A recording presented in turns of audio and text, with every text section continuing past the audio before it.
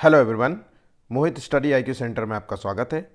आज हम सबसे इम्पॉर्टेंट टॉपिक है जहाँ से क्वेश्चंस बहुत पूछे जाते हैं, वो है अधिगम अक्षमता, लर्निंग डिसेबिलिटी। देखिए यहाँ से आपको क्वेश्चन 101% जो है 2 क्वेश्चंस देखने को मिलेंगे पूरे पेपर में, सीटेट के एग्जाम में।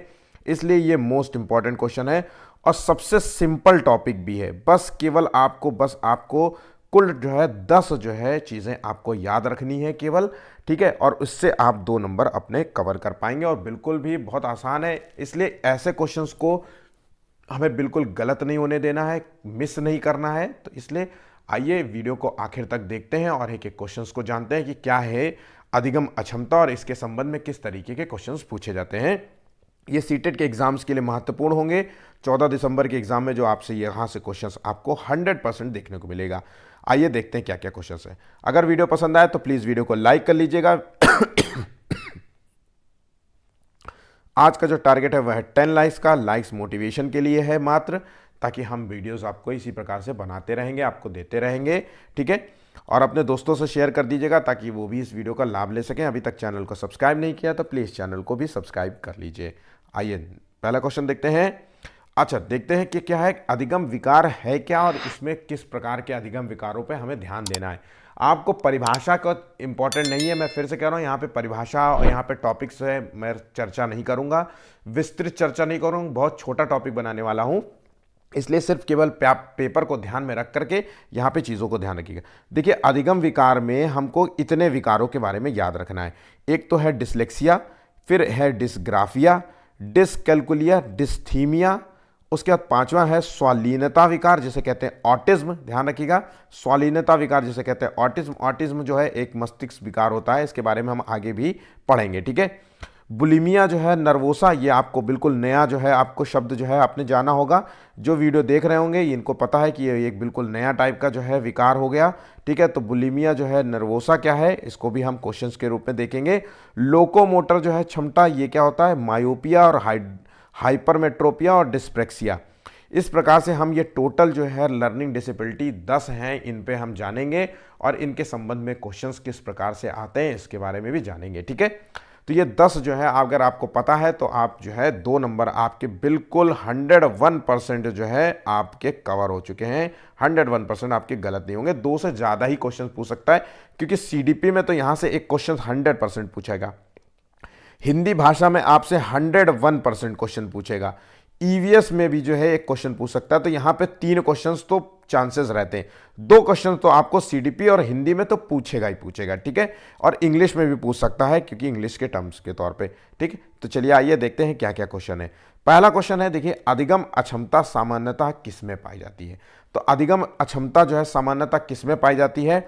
4 ऑप्शन दिए गए, खासकर उन बच्चों में जिनके सगे संबंधी को ऐसी समस्या होती है, या फिर औसत से बेहतर आईक्यू वाले बच्चों में, या फिर लड़कियों की तुलना में लड़कों में अधिक, या फिर शहरी क्षेत्रों की तुलना में ग्रामीण क्षेत्रों में बच्चों में अधिक जो है अधिगम अक्षमता पाई जाती है। यहाँ पे 4 ऑप्शन है, इसके बारे में हम चर्चा करेंगे।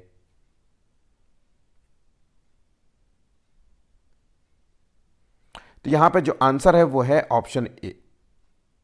यहाँ पे जो आंसर है वो है ऑप्शन ए। ध्यान रखिएगा, अधिगम अक्षमता जो है या तो वो जो है हेरिडिटी से जुड़ा होगा या फिर वो इन्वायरमेंट से जुड़ा होगा। ध्यान रखिएगा, इन्वायरमेंट या हेरिडिटी।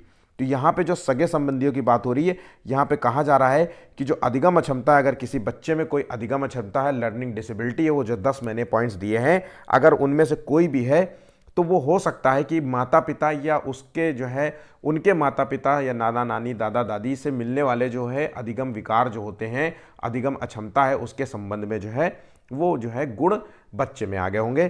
तो खास तौर से उन बच्चों में जिनके सगे संबंधी को ऐसी समस्या होती है, उसी को कहते हैं, उसी बच्चों में ये अधिगम अक्षमताएं अक्सर पाई जाती है, ठीक है। आगे क्वेश्चन, नेक्स्ट क्वेश्चन है, अधिगम अक्षमता के कारण क्या हो सकते हैं। तो मैंने अभी आपको बताया कि अधिगम अक्षमता के जो कारण होते हैं वो हेरिडिटी है, या तो वंशानुक्रम जिसे कहते हैं, या आनुवंशिकी और इन्वायरमेंट। ये 2 कारणों से बच्चे के अंदर अधिगम अक्षमताएं आती हैं, या फिर एक कोई वातावरण ही उसी में हो गया, जैसे एक्सीडेंट हो गया तो आपके जैसे किस माहौल में बच्चा रह रहा है, किसी चोट लग गई तो उस माहौल की वजह से जो है बच्चे में अधिगम अक्षमताएं आ गई। तो यहाँ पे आंसर है आनुवांशिकी कारण। क्योंकि माता पिता से वो गुण मिले, जैसे जैसे कि आप समझ लीजिए कलर ब्लाइंडनेस है। अब कलर ब्लाइंडनेस जो है एक अधिगम अक्षमता हो गई। अब आप समझिए, यहाँ पे मैंने 11वां पॉइंट नहीं नोट किया था, कलर ब्लाइंडनेस में अधिगम अक्षमता है। अब ये आमतौर पे हेरिडिटी से संबंधित है, ये इन्वायरमेंट से संबंधित नहीं, हेरिडिटी से संबंधित है। लेकिन जैविक और पर्यावरणीय कारक जो है किसी अन्य में जो है हो सकता है, ठीक है। जैसे मायोपिया, दूरदृष्टि दोष या निकट दृष्टि दोष है। अब ये जो होता है ये हेरिडिटी भी है, इन्वायरमेंट हेरिडिटी से भी है संबंधित है, और ये इन्वायरमेंट से संबंधित। इन्वायरमेंट से ऐसे कि माता पिता ने जो है बच्चे का सही से परवरिश नहीं की, टीवी दिखा रहे हैं, पास में रख करके टीवी देख रहा है, फोन चला रहा है चौबीसों घंटा, है ना, इस तरीके से सही से खाना नहीं, न्यूट्रिशनल फूड नहीं खा रहा है, तो बच्चे को जो है दूर दृष्टिदोष या निकट दृष्टिदोष, मायोपिया या हाइपर मायोपिया ये हो जाता है। तो यहाँ पे आंसर जो है दूसरे का ये है ऑप्शन बी, यहाँ पे आंसर है ऑप्शन यहाँ पे सी होगा, ठीक है, दोनों ही ऑप्शन, ठीक है। अब आते हैं नेक्स्ट क्वेश्चन की ओर। डिस्ग्राफिया लेखन वैकल्य जो है एक डैश डैश है। तो डिस्ग्राफिया क्या होता है, तो यहाँ पे तो पहले ही लिख के दे दिया है कि लेखन वैकल्य है। ऑप्शंस में देखते हैं, मनोविकार है जो ध्यान की कमी और आवेगपूर्ण व्यवहार की विशेषता है, बिल्कुल भी नहीं। वाणी विकार है जो हकलाने और अभिव्यक्तियों में त्रुटियों से प्रकट होता है, ये भी नहीं है। चलन विकार की विशेषताओं का सकल गतिक जो है विकार है, या फिर तंत्रिका संबंधी विकार है जिसमें बच्चा जो है अक्षर या आकार बनाने में परेशानी होती है। मतलब अगर बच्चे को आप डी बोलेंगे तो वो बी बना देगा। जैसे बच्चा, आपने कई बार सीडीपी में क्वेश्चन पूछा होगा कि बच्चे को 100 बोल रहा है तो वो वाज लिख रहा है ना। अक्सर बच्चा जो है बी को डी लिख देता है, डब्ल्यू को एम लिख देता है, इस तरीके से जो है उसमें गलतियां करता है। तो इसी को कहते हैं लेखन संबंधी विकार है। जैसे जैसे बच्चा बड़ा होता जाएगा, जैसे जैसे उसकी एज बढ़ती जाएगी, ये डिस्ग्राफिया नाम का विकार जो है खत्म हो जाएगा। ध्यान रखिएगा, जैसे जैसे उसकी नॉलेज बढ़ेगी वैसे ऑलरेडी ये खत्म होने लगेगा, ठीक है। आइए नेक्स्ट क्वेश्चन देखते हैं। डिस्ग्राफिया हो गया। डिसलेक्सिया क्या है, तो डिसलेक्सिया का अर्थ क्या है यहाँ पे, तो देखिए मानसिक विकार है, पठन विकार है, गणितीय विकार है, इनमें से कोई नहीं। तो डिसलेक्सिया जो होता है वो है एक पठन विकार है, याद रखिएगा, डिसलेक्सिया एक पठन विकार है। बच्चे को जो है पढ़ने में, शब्दों को पढ़ने में दिक्कत होती है, पढ़ने में वो पढ़ नहीं पाता चीज़ों को, तो यहाँ पे इसको कहते हैं पठन विकार, ठीक है। बस इतना चीज़ें याद रखिएगा। आगे बढ़ते हैं। पर्याप्त समर्थन प्रदान करने के बावजूद, मतलब बच्चे को पूरा समर्थन, पढ़ाई अच्छे से नॉलेज उसका गाइड करने के बाद भी एक कक्षा में एक बच्चा जो है जो गणितीय क्रियाओं को समझने में निरंतर चुनौती महसूस कर रहा है। मान लीजिए उसको 2+2 करवाना हो तो वो कर नहीं पा रहा है, 2×2, 4×5, इस तरीके मल्टीप्लिकेशन गणनाएं नहीं कर पा रहा है, जोड़ नहीं कर पा रहा है, घटाना नहीं कर पा रहा है, तो मतलब गणितीय जो क्रियाएं हैं उसको समझने में उसको जो है दिक्कत महसूस हो रही है। तो इसकी वजह क्या हो सकती है, तो इसकी वजह ये हो सकती है या तो उसको नॉलेज सही से नहीं मिल रही है, पढ़ाई उसके साथ सही से नहीं हो रही, पर यहाँ पे पहले ही टीचर यहाँ पे क्वेश्चन ने कह दिया कि पर्याप्त समर्थन करने के बावजूद जो है वो ऐसा नहीं कर पा रहा, तो इसका मतलब है कि वो जो है किसी विकार से पीड़ित है, तो वो है डिस्कैल्कुलिया। ध्यान रखिएगा, डिस्कैल्कुलिया है। यहाँ पे स्वालीनता के संबंध में जो है हम आपको एक बात बताते हैं। तो पहले डिस्कैल्कुलिया समझ गए होंगे, तो डिस्कैल्कुलिया जैसे कैलकुलस आपने पढ़ी होगी ना, तो बस यहाँ से याद रखिएगा डिस्कैल्कुलिया। ग्राफिया में ग्राफिक्स होता है, आप अक्सर जो है लैपटॉप कुछ लेने जाते हो तो कहते हो ना इसमें क्या ग्राफिक्स है, ग्राफिक्स डिज़ाइन कैसा होता है, इसका ग्राफिक्स कहता है। तो जब आप लिखते हैं ना, तो मैं जैसे मान लीजिए एम इस तरीके से लिख रहा हूँ, मेरा नाम मोहित है, तो मैंने ये देखिए क्या ग्राफिकल तरीके से लिखा है, डिज़ाइन के तरीके से, तो डिस्ग्राफिया हो गया। यहाँ पे हो गया डिसलेक्सिया, जो होता है वो एक पठन विकार होता है ना, तो वो एक पठन विकार होता है। स्वालीनता में क्या होता है, ये एक मस्तिष्क के विकास के दौरान होने वाला एक विकार होता है जो बच्चों को सामाजिक व्यवहार, ध्यान रखिएगा यहाँ पे सोशल इंटरेक्शन में बच्चा सामाजिक रूप से इंटरैक्ट करने में असहज महसूस होता है। अगर आप जिस बच्चे को स्वालीनता नाम का विकार होगा उसके साथ अगर आप बात करने बैठेंगे तो है ना, वो बच्चा आपसे बात नहीं करेगा। इसको इंग्लिश में कहें तो इसे कहते हैं ऑटिज्म, माफ कीजिएगा, ऑटिज्म, है ना, इसे कहते हैं ऑटिज्म। इसलिए इंग्लिश टर्म इसका याद कर लेना, स्वालीनता की जगह कई बार ऑटिज्म भी शब्द लिख दिया जाता है। तो ये बच्चा, ये होता है सामाजिक व्यवहार करना बच्चे को नहीं आता है, संपर्क एक दूसरे व्यक्तियों से, एक दूसरे लोगों से जो है संपर्क करना नहीं आता, ये होता है। इसमें क्या होता है, बच्चा किसी भी कार्य को बार बार रिपीट करने लगता है। मान लीजिए वो किसी शब्द को पकड़ के बैठ जाए तो उसी को बार बार रिपीट करेगा, बार बार बोलेगा, है ना, तो उसे कहते हैं ऑटिज्म। ठीक। और ये जो विकार होता है ये आमतौर पे आसानी से ठीक नहीं होता है, दवा ववा करा करके कुछ हद तक कंट्रोल किया जा सकता है, लेकिन ताउम्र होने वाला विकार है, क्योंकि ये हेरिडिटी से जुड़ा भी हो सकता है और ये हो सकता है कि किसी मानसिक चोट की वजह से भी हो सकता है। ठीक है, इसका इन्वायरमेंट से कोई लेना देना नहीं हो सकता है, इन्वायरमेंट से भी हो सकता है, क्योंकि ऑटिज्म में हो सकता है कि कोई बहुत बड़ा सदमा लग जाए बच्चे को, है ना, कुछ ऐसा लग जाए कि बहुत बड़ा सदमा लग जाए, या फिर उसके माता पिता का एग्रेशन बिहेवियर हो उसके साथ, तो हो सकता है बच्चा ऑटिज्म वाला जो है बिहेवियर प्रदर्शित करने लगे, अगर बचपन में ऐसा होता है। ठीक है, तो यहाँ पे चीज़ें, सारी चीज़ें मैंने आपको बता दिया। चलिए आगे बढ़ते हैं अगले क्वेश्चन की ओर। राजू जो है 61 के स्थान पर उसे 16 लिखता है, तो मतलब वो शब्दों में जो है कंफ्यूज हो रहा है, बी को डी लिख देता है, डी अक्षरों में अक्सर भ्रमित हो जाता है, मतलब वो बी को डी लिख रहा है, या जब डी बोलोगे तो वो बी लिख देता है, 100 बोलोगे तो वाज लिख देगा, ऐसे। तो मैंने अभी आपको बताया कि ये किस प्रकार का विकार है, तो छठवें का जो आंसर है इसे कहते हैं डिसलेक्सिया, ये पठन विकार है। ठीक है, स्वालीनता मैंने आपको बता दिया है जिसे कहते हैं ऑटिज्म, जिसमें सामाजिक संपर्क नहीं होता बच्चा। ठीक है, अधिगम असहायता। ठीक है, और ये लेखन विकार जिसे कहते हैं डिसग्राफिया कहते हैं, बच्चा जो है लेखन संबंधी उसको साफ सुथरी राइटिंग में नहीं लिख पाता, ऊट पटांग तरीके से लिखेगा, एक लाइन में नहीं लिखेगा, इधर उधर लिखेगा, अगर उसकी राइटिंग खराब होगी, आप उसको का लिखने को बोलोगे तो वो ऐसे इस तरीके से कुछ ऐसे लिखेगा, है ना, खा बोलोगे तो ऐसे लिख देगा, तो है ना, ये होता है डिस्ग्राफिया, मैंने आपको बड़ी मुश्किलों से करके दिखाया है। तो यहाँ पे जो आंसर है इसका ऑप्शन ए होगा। ठीक है, नेक्स्ट क्वेश्चन है, विशेष शिक्षा आवश्यकताओं वाले बच्चों के डैश डैश क्षेत्रों की पहचान करना है और उन्हें आगे बढ़ने के लिए साधन प्रदान करना महत्वपूर्ण है। तो यहाँ पे विशेष शिक्षा आवश्यकताओं वाले बच्चों की बात हो रही है ना, उन बच्चों के किस क्षेत्र में जो है हमें पहचान करना है, तो उसके निपुणता, जैसे मान लीजिए बच्चा श्रवण बाधित है, हम इस श्रवण बाधित जिसको सुनने में कठिनाई होती है, उस बच्चे की हम निपुणता देखेंगे कि वो किस चीज़ में निपुण है, याद रखिएगा किस चीज़ में निपुण है। ठीक है, और हाँ अगर मान लीजिए श्रवण हो गया, मूक बाधिर हो गया, कोई बच्चा जो है बोल नहीं पाता, तो उसकी निपुणता देखेंगे वो किस में बढ़िया अच्छा है। किसी बच्चे को ऑटिज्म की बीमारी है तो वो उसके देखेंगे कि वो किस चीज़ में, हो सकता है कि ऑटिज्म में हो लेकिन उसकी आर्ट अच्छा हो, वो आर्टिस्ट बेहतर हो सकता है ना। तो इस तरीके से हम चीज़ों को देखेंगे। ऐसा तो है नहीं कि जो है कोई अपाहिज हो या कोई शारीरिक विकलांगता हो तो वो जीवन में कुछ नहीं कर सकता।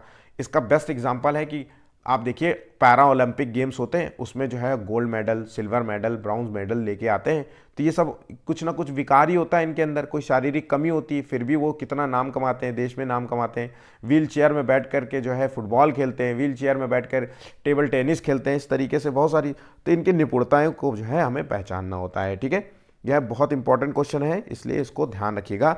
ऑप्शंस थोड़ा कंफ्यूज करने के आपको सीटेट के माध्यम से मिल सकते हैं, यहाँ पे चीज़ों को ध्यान रखना कि आपको पकड़ना क्या है क्वेश्चन में। ठीक है, नेक्स्ट क्वेश्चन है, नेक्स्ट क्वेश्चन, अस्थि बधिर बच्चों में डैश डैश के होने की संभावना होती है।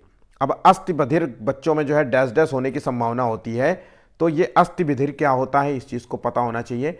तो ये अस्थि मतलब हड्डियाँ, तो हड्डियां बधिर, अस्थि का मतलब होता है ना, अस्थि मतलब हड्डी, तो अगर किसी को हड्डी बधिर वाला बच्चे को तो ये होगा, ध्यान रखिएगा, डिस्ग्राफिया से पीड़ित होगा, क्योंकि डिस्ग्राफिया में मसल्स का प्रयोग होता है, हड्डियों का। ये एक जो है लेखन विकार है। अब लेखन विकार है, अगर लेखन विकार है तो अगर हाथ की मसल्स मजबूत नहीं होंगी, हड्डियां मजबूत नहीं होंगी, अगर तो वो कैसे लिखेगा साफ सुथरा, तो इसलिए इसको कहते हैं डिस्ग्राफिया। अस्थि बधिर बच्चों में डिस्ग्राफिया होने की संभावना अधिक होती है। ठीक है, यहाँ पे चीज़ समझ गए होंगे, बहुत इंपॉर्टेंट क्वेश्चन है, बहुत अच्छा क्वेश्चन है, नया क्वेश्चन है, इसको नोट कर लीजिए, याद रखिएगा। आगे बढ़ते हैं अगले क्वेश्चन की ओर। बाकी डिस्कैल्कुलिया मैंने आपको बता दिया है, और डिसलेक्सिया मैंने आपको बता दिया है, और डिस्थीमिया के बारे में, ये जो होता है डिस्थीमिया होता है, ये अवसादग्रस्त बच्चा क्या होता है, अवसाद में चला जाता है, अवसादग्रस्तता ग्रस्तता विकार है, इस चीज़ को नोट कर लीजिएगा। बच्चा क्या होता है, अवसाद, अवसाद में कैसे जाएगा, जैसे कि माता पिता का बिहेवियर उसके साथ अच्छा ना हो, है ना, या फिर कोई बहुत बड़ा जो है उसके साथ जो है कोई ऐसी जो है घटना हो गई हो जिसको वो सह ना पा रहा हो, जैसे एक्सीडेंट हो जाना, है ना, ये तो अवसाद में चले जाना, या फिर वो बहुत कई बार बच्चे जो है इतने जिद्दी होते हैं कि उनको कुछ चीज़ नहीं मिलती है ना, तो वो अवसाद में चले जाते हैं। तो इस तरीके से डिस्थीमिया जो है अवसादग्रस्तता विकार होता है। ये आमतौर पे इन्वायरमेंट पर आधारित होता है। तो इन्वायरमेंट अगर बच्चे का अच्छा नहीं है तो वो आमतौर पे अवसादग्रस्त हो जाते हैं। तो याद रखना, इन्वायरमेंट बेस्ड होता है डिस्थीमिया, ठीक है। चलिए आगे बढ़ते हैं अगले क्वेश्चन की ओर। बाकी डिस्कैल्कुलिया और डिसलेक्सिया तो मैंने आपको बता दिया है। निम्नलिखित में से कौन सी अक्षमता सामाजिक संचार में चुनौतियों का कारण बनती है? अब यहां पे देखिए बोल रहा है सामाजिक संचार में चुनौती का कारण बनती है। तो मैंने आपको बताया था ऑटिज्म जो है, ऑटिज्म के बारे में मैंने आपको बताया था कि ये एक मानसिक विकार है, मस्तिष्क के विकास के दौरान होने वाला विकार है, जो बच्चों को सामाजिक व्यवहार एवं संपर्क को प्रभावित करने के काम में आता, मतलब बच्चे को जो है सामाजिक संपर्क और मतलब सामाजिक जो है संपर्क और सामाजिक व्यवहार को प्रभावित करता है, ठीक है। हम ये कह सकते हैं कि इसमें बच्चा जो होता है इसी काम को जो है पकड़ लेता है, तो बार बार उसी काम को रिपीट करता रहता है, ठीक है। बड़ा चिड़चिड़ा किस्म का होता है ना, बड़ी जल्दी जो है हाइपर हो जाता है ना, बहुत जल्दी ध्यान से सुनता नहीं है बच्चों को। तो ये होता है स्वालीनता विकार, हो गया ऑटिज्म, ठीक है। चलिए आगे बढ़ते हैं अगले क्वेश्चन की ओर। एक भाषा कक्षा में डिसलेक्सिया से पीड़ित, अब डिसलेक्सिया तो आपको पता ही होगा, तो डिसलेक्सिया से पीड़ित छात्रों के सफल निष्कर्ष के लिए निम्नलिखित में से किस रणनीति से बचना होगा? तो डिसलेक्सिया एक पठन विकार होता है। तो अब देखेंगे पठन विकार है, इसके संबंध में क्या ढूंढना है? तो हस्तलिखित, अगर हम डिसलेक्सिया से पीड़ित है मतलब जो बच्चा पढ़ नहीं पा रहा हो, अगर बच्चा पढ़ नहीं पा रहा है किसी चीज को, तो हम ज्यादा से ज्यादा उसको लेखन कार्य देंगे। वो डिस्ग्राफिया से तो पीड़ित नहीं बताया जा रहा है, वो डिसलेक्सिया से पीड़ित है, डिस्ग्राफिया तो नहीं है उसको, तो हम उसको लिखित कार्य देंगे। और जो डिस्ग्राफिया होगा जिसको, तो उसको डिसलेक्सिया वाला का जो उसको पठन विकार देंगे। तो यहाँ पे दोनों को चीजें कर दें। तो हस्तलिखित कार्य जमा करने के लिए सख्त जो है समय सीमा जो है निर्धारित करना, किस चीज से बचना चाहिए। तो यहाँ पे जब डिसलेक्सिया है, बच्चे को पठन विकार है, वो पढ़ने में दिक्कत हो रही है, वो जल्दी जल्दी पढ़ नहीं पाता, उसको पठन विकार ही है, वो किताबों को नहीं पढ़ पाता, शब्दों को सही से नहीं पढ़ पाता, तो हम उसको लिखित जब कार्य देंगे तो उसको अच्छा खासा समय देंगे। तो ये चीज़ें हमें इससे करने से बचना होगा। बाकी जो है कक्षा में नोट लेने के बजाय वॉइस रिकॉर्डर की अनुमति देंगे। तो किसी कॉपी में लिखने की जगह उसको वॉइस रिकॉर्ड करने की हम अनुमति देंगे, ताकि जो है वो घर में जाकर के सुन सके। हस्तलिखित के बजाय टाइप किए गए जो है मुद्रित, उसको हाथ से लिखने के, इसके बजाय हम टाइप किए गए मुद्रित जो है दत्त कार्य देंगे। तो डिसलेक्सिया में ये भी कर सकते हैं, बिना हस्तलिखित वाला भी कार्य हम दे सकते हैं, लेकिन यहाँ पे ऑप्शंस इसको चेंज कर दिया गया है, ठीक है। हमें इन 4 ऑप्शंस के आधार पे हमें बेस्ट आंसर देना होता है। व्यक्तिगत जो है गति से पढ़ते और लिखने का अवसर प्रदान कर देंगे, मतलब उसको एक पूरा मौका देंगे कि वो सही से पढ़े, धीरे धीरे पढ़े, चाहे जैसे पढ़े, लेकिन उसको पूरा मौका देंगे पढ़ने और लिखने का, ठीक है। तो यहाँ पे जो जिस चीज़ से हमें बचना है वो है हमें सख्त समय सीमा। ये एक टैगवर्ड भी हो सकता है, निगेटिव टैगवर्ड भी हो सकता है, याद रखना। आगे बढ़ते हैं। इनमें से कौन सी जो है तकनीक का उपयोग हकलाने को संबोधित करने के लिए किया जाता है? अब देखिए यहाँ पे अगर बच्चा शब्दों को में पढ़ते वक्त हकला रहा है, तो यहाँ पे जो है हम किस तकनीक का उपयोग करेंगे? तो यहां पे जो है हम बच्चे को एक जो है दीर्घकालिक करेंगे। ऑप्शन यहां पे डी होगा। नेक्स्ट क्वेश्चन देखिए। एक बच्ची लिखाई में निरंतर, देखिए अब लेखन विकार हो रहे हैं, लिखाई में निरंतर कठिनाई का सामना करती है। इसी तरीके से क्वेश्चन पूछते हैं, अक्षर बनाने, शब्दों के बीच में जो है अंतराल करने में चुनौती महसूस करती है। ये लक्षण जो है किस अधिगम अक्षमता की ओर इशारा करता है? अब देखिए बिल्कुल सामान्य है। तो बच्चा जो है लेखन विकार है, और लेखन विकार होता है वो है डिस्ग्राफिया। पठन विकार होता है, पढ़ने में अगर बात हो रही हो तो डिसलेक्सिया होगा। लेखन विकार होता है जिसे कहते हैं आलेख वैकल्य, इसे डिस्ग्राफिया कहते हैं। इसमें बच्चा जो है लिखने में संबंधी जो है विकार होता है। गणना संबंधी विकार डिस्कैल्कुलिया कहलाता है, ठीक है। चलिए आगे बढ़ते हैं अगले क्वेश्चन की ओर। ब्रेल डैश डैश पर आधारित होता है। तो ब्रेल जो है किस पर आधारित होता है? तो ब्रेल जो होता है वो 6 बिंदुओं पर आधारित होता है। इस चीज़ को भी याद कर लीजिएगा। तो ब्रेल जो है 6 बिंदुओं पर आधारित होता है, और हर बिंदु जैसे इस तरीके से बिंदु जो है बने होते हैं, ठीक है। अब अगर मान लीजिए ए शब्द है तो ए शब्द के लिए एक बिंदु हो गया। अब बी शब्द लिखा है, बी अक्षर लिखा है, तो बी शब्द के लिए इस तरीके से बिंदु हो गया। सी है मान लीजिए, तो ये बिंदु और ये बिंदु और ये एक डॉट, इस तरीके से 3 डॉट हो गया। तो जब वो छुएगा इस तरीके से तो समझ जाएगा कि ये सी है। फिर सी, ए को ए, फिर टी के लिए अलग होगा। तो इन्हीं में से जो है शब्द बनाए जाते हैं, ठीक है।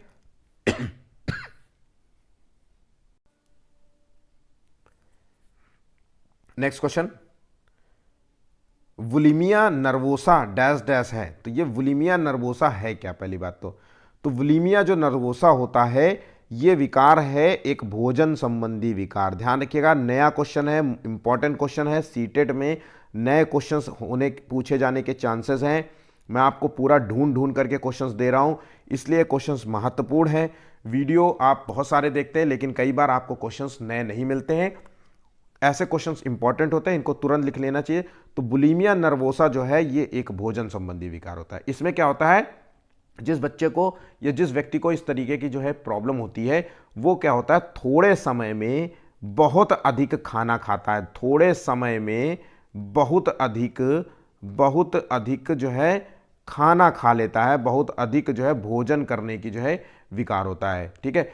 इस तरीके से हम कह सकते हैं कि इस व्यक्ति पे खाने पर नियंत्रण नहीं होता, खाने पर नियंत्रण नहीं होता। वो पता चला खाने बैठा तो खाता ही रह रहा, 10 रोटी 20 रोटी खा के बैठ गया। उदाहरण दे रहा हूँ, है ना, वो पता चला जाने क्या क्या खाया जा रहा है। तो ऐसे लोगों में जो है अगर ये विकार है किसी में तो आमतौर पे ये बहुत मोटे होते हैं, इनकी चमड़ी इतनी मोटी हो चुकी होती है, खा खा के फैट इतना हो चुका होता है। तो ये आमतौर पे होता है, ये भोजन संबंधी विकार है, इसलिए क्वेश्चंस को ध्यान रखिएगा, ये एग्जाम में पूछा जा सकता है। आगे बढ़ते हैं अगले क्वेश्चन की ओर। किस प्रकार के अक्षम बच्चों के लिए सांकेतिक भाषा का प्रयोग किया जाता है। तो हम सभी को पता है कि भाई अगर बच्चा संकेत दिया जा रहा है पढ़ाते वक्त तो इसका मतलब है कि वो देख नहीं सकता, तो देख नहीं सकता, ठीक है, देख नहीं सकता तो उसको जो है संकेत के सॉरी वो बोल नहीं सकता, माफ़ कीजिएगा, संकेत उसी को देंगे ना जो बोल नहीं सकता। तो बोल नहीं सकता तो जो है वो बोल नहीं सकता। तो यहाँ पे जो है कौन सा है आंसर, तो 15 है। सांकेतिक भाषा किस अक्षम के बच्चों को जो है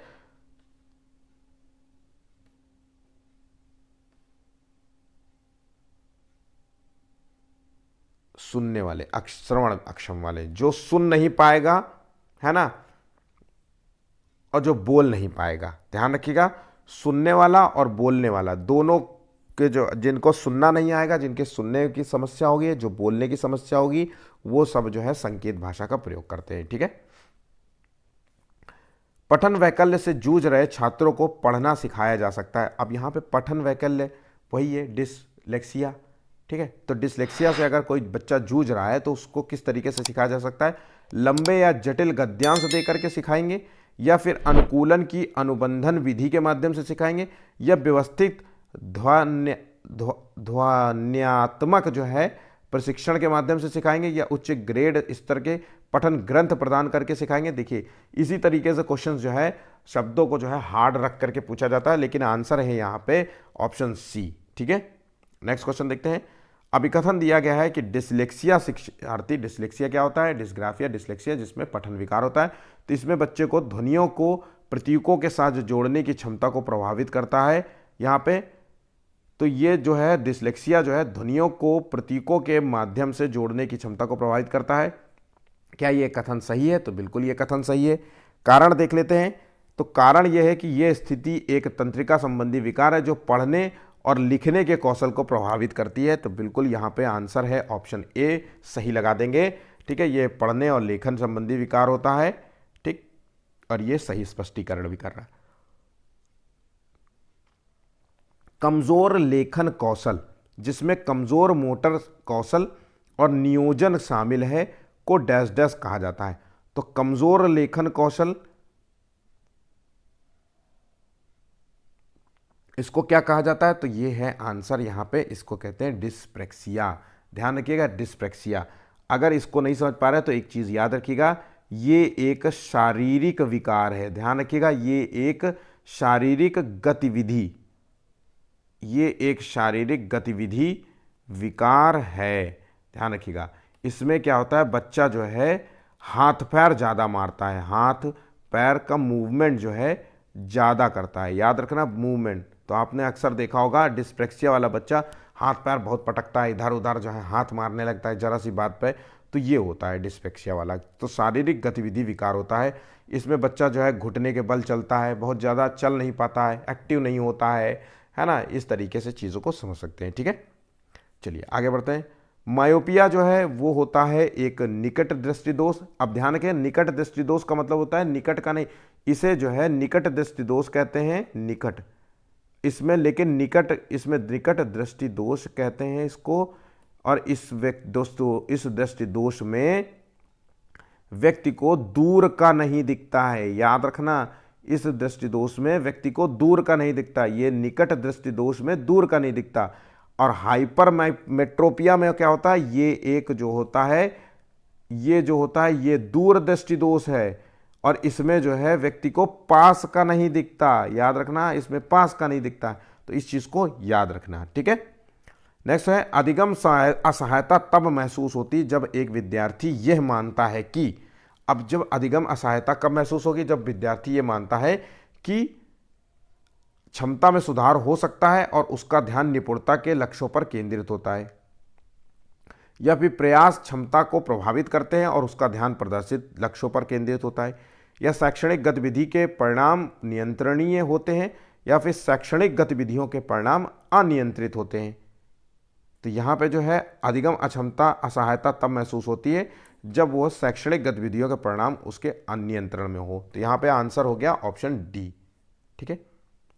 20वां क्वेश्चन है PWD अधिनियम, जिसे कहते हैं हम दिव्यांग अधिनियम कानून, ये 1995 के अनुसार अशक्त व्यक्ति को चिकित्सीय सहायता देने पर, या चिकित्सीय सत्ता का मतलब है एक जो है आई कार्ड होता है ना, आपने जो है डिसेबिलिटी वाली लोगों का जो आई कार्ड होता है वो प्रमाणित किया जाना चाहिए, वो डैश डैश से कम अशक्त से ग्रसित ना हो, ठीक है। तो यहाँ पे कह रहा है कि क्वेश्चन कि सरकार द्वारा जो है जो डिसेबल लोगों को जो कार्ड दिया जाता है कि जो है ना फिजिकली जो है उसमें जो है इसका जो कार्ड होता है उसके लिए आपका जो है शारीरिक विकलांगता, मानसिक विकलांगता, श्रवण दोष, मानसिक मंदता, अंधापन, कम दृष्टि दोष, इस तरीके की जो है कितना होना चाहिए। तो मोटा मोटी जो है इसका आंसर बताया गया है वो है 40% से कम नहीं होना चाहिए, याद रखना 40% से कम नहीं होना चाहिए हर हाल में, ठीक है। तो यहाँ पे आंसर है 40%, ठीक। चलिए आगे बढ़ते हैं। पठन विकार एक विकासात्मक विकार है, निम्नलिखित में से किसी की अपेक्षा से काफ़ी कम पढ़ने की उपलब्धि जैसे सटीकता, गति और समझ की विशेषता है। तो यहाँ पे जो आंसर है वो है ऑप्शन ए, कलानुक्रमिक जो है क्रम में जो है इसका आंसर होगा, ठीक है। नेक्स्ट क्वेश्चन है ADHD जो है का पूर्ण रूप क्या है। तो ADHD जो होता है इसका जो फुल फॉर्म होता है वो है attention deficit hyper activity disorder. इसमें क्या होता है, बच्चा जो है इतना हाइपर होता है कि वो ध्यान लगाने में हाइपर होता है एक तो और ये ध्यान केंद्रित करने में असमर्थ होता है, असमर्थ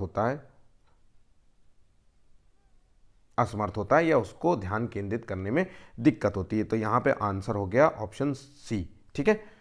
तो इस तरीके से जितने क्वेश्चंस थे अधिगम लर्निंग डिसेबिलिटी से संबंध में वो सभी मैंने करा दिए हैं। अगर वीडियो पसंद आया तो प्लीज़ वीडियो को लाइक कर लीजिए, शेयर कर दीजिए, और अभी तक चैनल को सब्सक्राइब नहीं किया तो प्लीज़ चैनल को भी सब्सक्राइब के लिए। आज के लिए इतना ही, बस, धन्यवाद।